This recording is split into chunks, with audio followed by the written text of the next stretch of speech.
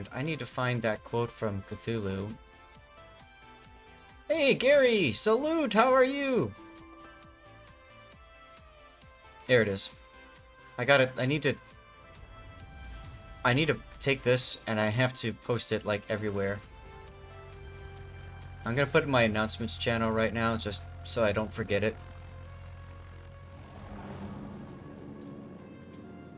Cool. Gary, good timing, man. We just transitioned to replay analysis, dude. After some ranked and some brawls. Good times, let me tell you. Epic Punk Warrior. Nice. And Retro Templar. Alright, so Shiuga, like I said, if you want, you can jump in voice. Don't feel like you have to, though.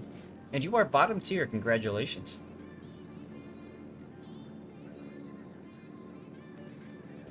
Kaga is still a pretty good carrier. If you're looking to get into carriers and you want to buy into a premium carrier, Kaga is a really good choice for newer players. She has a lot of plane regeneration, so you can just keep slamming, you know, planes into targets and stuff.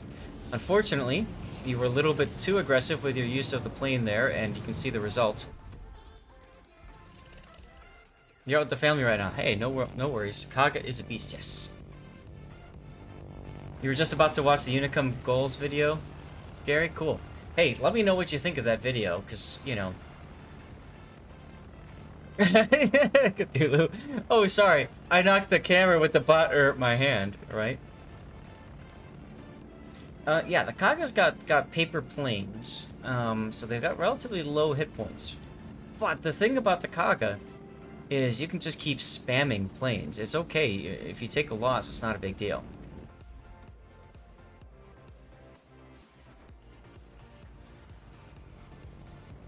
Now, that being said, this is a tier 10 battle, which means you're up against enemies that have way more anti-air than you would obviously run into at a tier 6 game.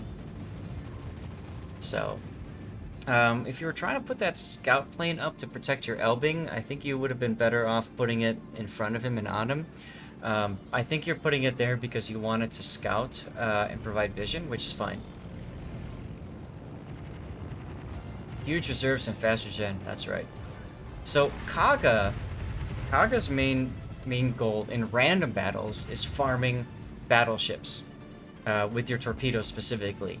You get them to flood, you get them in DCP, you hit them again, they flood again, and you're just unrelentless with your use of torpedo bombers.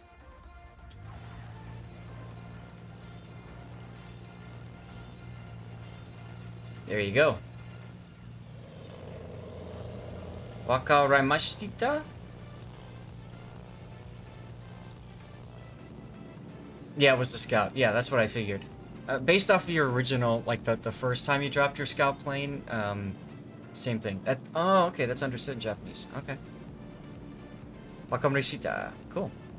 I love Japanese. I geeked out. I geeked out when I was on my flight to Tokyo with my wife for my mom's funeral. We went from Singapore to Tokyo, and the flight attendant, I think it was on ANA, and the flight attendant asked what I wanted, and I said mizu, because mizu is water in Japanese. And it was just so fun to be able to, like, you know, say that kind of stuff, right? Oof, your Elbing is dead. Ouch. Killed by the Hydro. My issue with the Kaga is that when it gets up-tiered, something getting... Yeah, it's tough. I think you'd be better suited trying to just bomb battleships for a while, just to push them back, so they're less impactful on the battlefield. But that being said, doing your dive bombs are perfectly fine.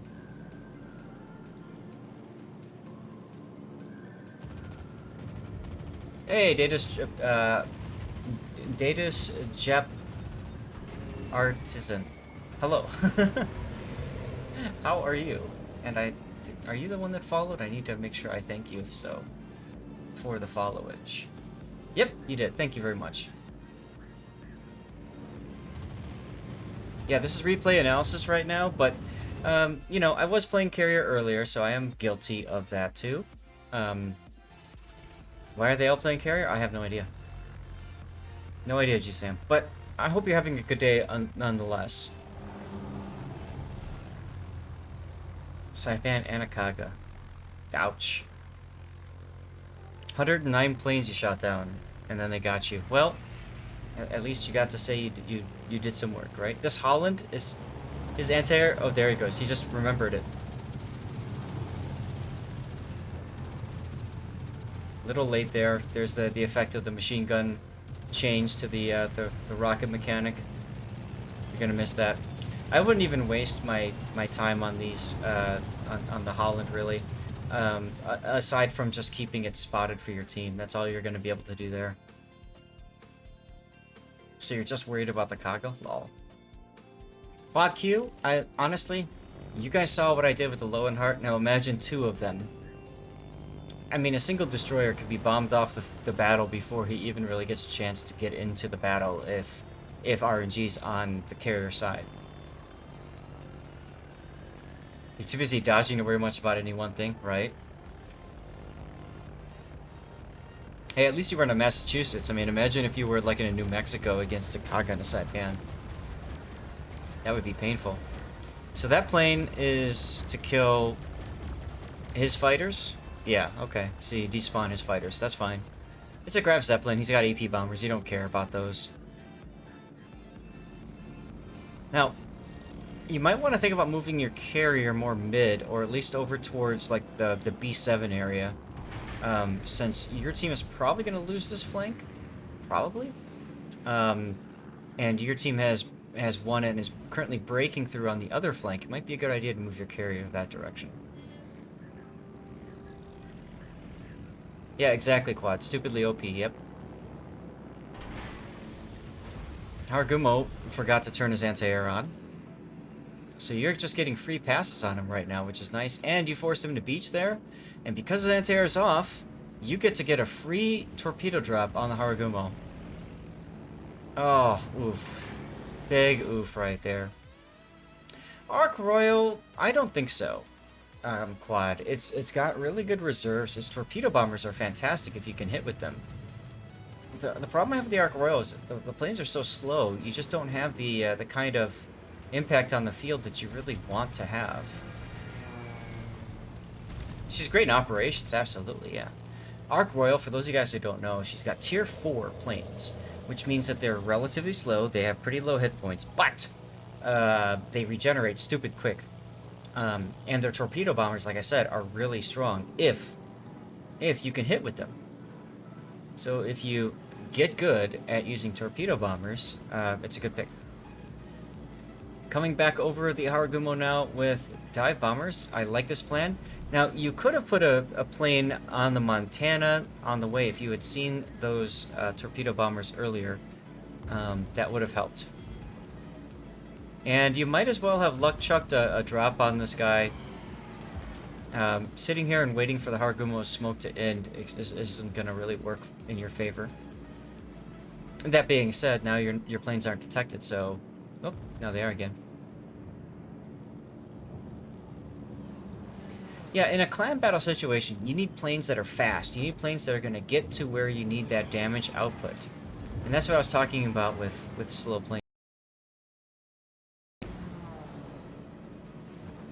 That's true, iRage, yes. Arc Royals, HE. I think they're level bombers, but yeah, I mean, they're absolutely brutal on light cruisers and destroyers, which might make them really strong against Perth,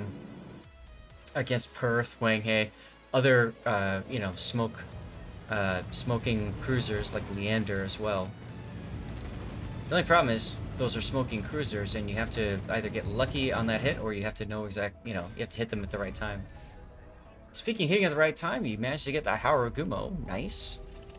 And now you're finally starting to move your ship. Fortunately, there's really nothing that's pushing up that's going to threaten you, so that's good. Yeah, they're carpet bombers, yeah.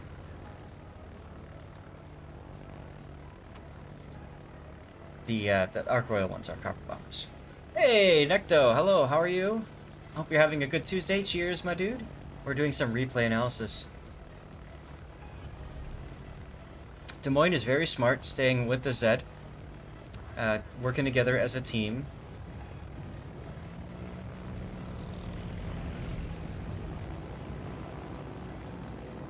I like the Azumo trying to work with the Henri, get some teamwork going. This is good to see. And this is when the Kaga is most effective, especially in a tier 10 game. It's the late part of the battle. It's towards the end when ships have been damaged, especially anti-air has been wiped out and stuff like that and reduced. That's when the Kaga... Oh my god, you're gonna get 2 hits.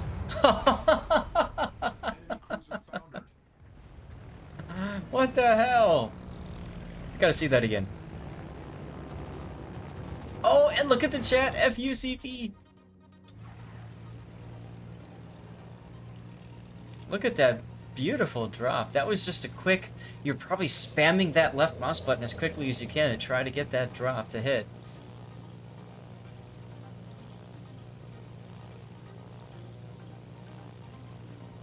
Quad, unless you're in Hurricane League Plus and it's best to play the CB, you play best yourself. Well, that is true. That is true. Or play the battleship that you're best at.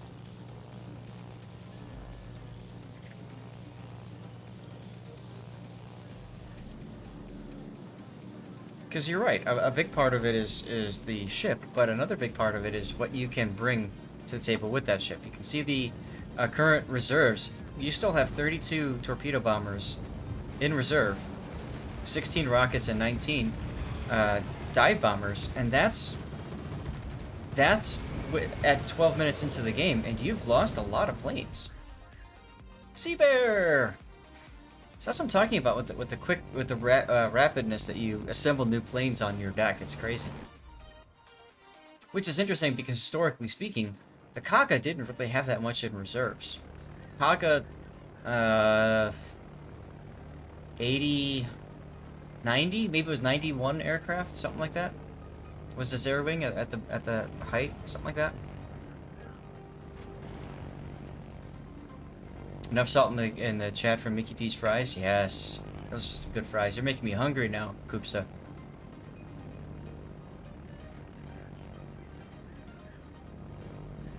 Musashi's a good pick now. Hindenburg is a good pick too. And again, at this point in the game, now you have... You get to choose who you want to torpedo bomb. Lepanto. Absolutely. Do it. Lepanto made Inky. Luck chuck your torps in front of him. And then go for the Musashi, like swing around. That's what I would do.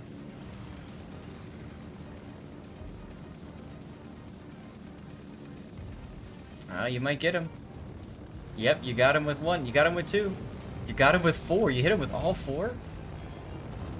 What the hell is this, guys? So, no. Once upon a time, Coughlin, and that's a good question.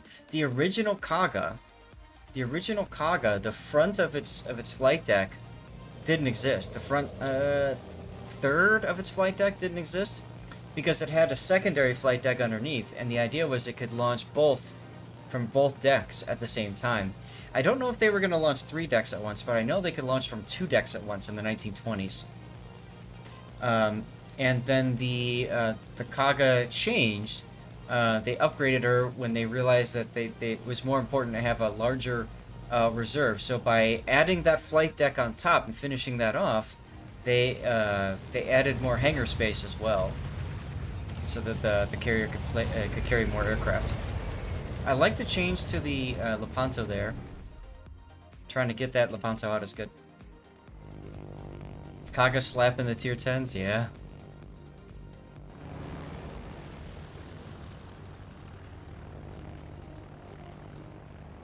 Three decks was one of the iterations rating? Okay.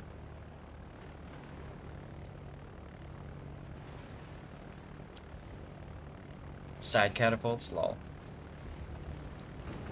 Did it have 3 originally? Okay. Because I remember in pictures it looked like it had 2, but maybe it did. Okay. I mean, it's a neat concept, right? You launch your planes as quickly as you can to get them into battle. The problem is you just can't carry as many as a result. Middle deck could only launch fighters. Okay, so that's what I missed. In pictures, I just didn't see them. Cool.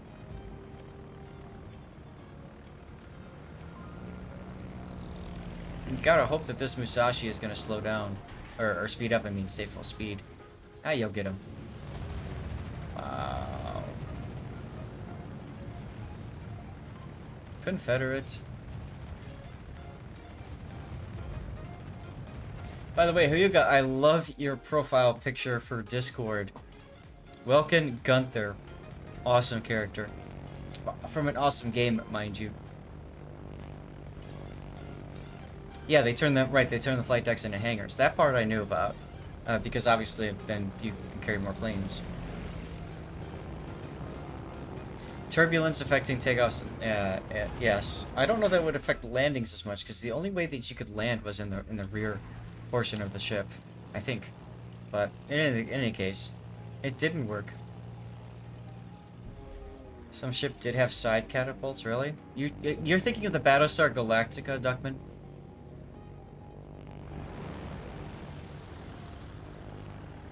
I think you're thinking of the Battlestar Galactica. 13 minutes to go for our Stream Raiders, guys. Get those units in, if you would, please. I love the text there. You're out of fighters. Sorry, Zumo. That's really good. And it looks to me like the Graf Zeppelin is getting frustrated that he can't do much, so he's just shooting you now. And look, despite all your losses, you still have planes available. Starscream 556 is now following. Starscream, thank you for the follow. I do hope you don't fail that much. Seen more CBs focus on spotting, which gives all anti-air a chance to at least chip away. Yes, that's true, Koopsta. Yes. That was a Transformers reference, since you are using a Transformers name. Which is fine, because, you know, I love Transformers too. Starscream is always one of my favorite characters, actually. Now look, you've launched your set of torp bombers. You still have 7 available to go. This is a full battle, 17 minutes into the game. You only fail when you have bad teammates. Well, if you're on the side of the Decepticons, you always have bad teammates, right, Starscream? Oh yeah, the original voice actor, the same guy that was, what was his name for Cobra in G.I. Joe? Snake Eyes? Was that? I can't remember I never watched G.I. Joe that much. Cobra Commander. I'm sorry, I just drew a blank there. Hyuga, if you're still here, and I know you're at a family function, but do you have an idea of how many planes you lost? Can you remember that? If so, post it in chat, because Gate Hero is very curious.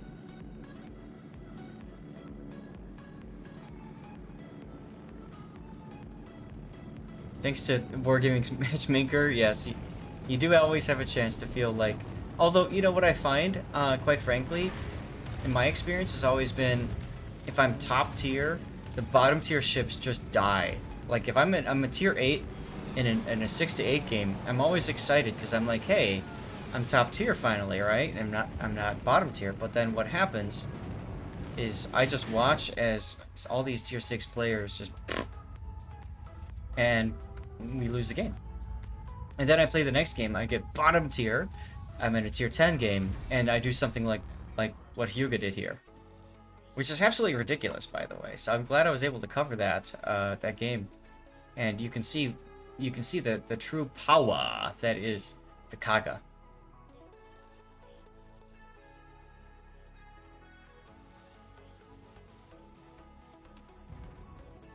Starscream, your stats show that you're average, but we all know stats means nothing. Stats can actually mean something, but stats shouldn't be used to make a judgment call about a player, in my opinion. Stats should be more used as a way for you as a player to help grow. Stay tuned, I've got a Zaf chat coming up, I think tomorrow at 7 AM, releasing Central Standard Time, that does that. Ooh.